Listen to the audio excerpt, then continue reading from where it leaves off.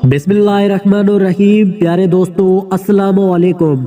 मौलाना रूमी रहमतुल्लाह अलैह फरमाते हैं, एक मर्तबा एक शेर शिकार पर निकला तो अपने साथ लोमड़ी और रीछ को भी ले लिया।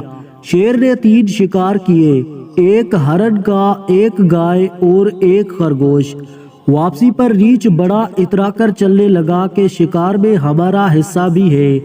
शेर भाप गया। उसने रीछ से कहा कि शिकार के मुतल्लक क्या कहते हो? उसने कहा कि शिकार 3 हिस्सों में बटेगा। शेर ने कहा, अच्छा फिर करो 3 हिस्से।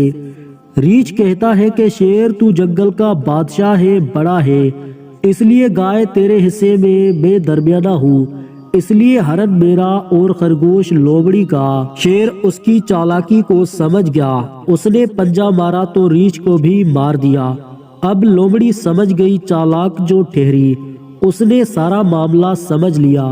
अब शेर ने उससे पूछा कि बताओ तू कैसे हिस्सा करेगी? लोमड़ी ने कहा, शेर तू जंगल का बादशाह है, खरगोश नाश्ते में खाए और गाय दोपहर को और हरन रात को तनावुल फरमाए। शेर बड़ा खुश हुआ। उसने लोमड़ी से पूछा कि तूने ये तकसीम कहाँ से सीखी है? उसने कहा कि रीछ की मौत से।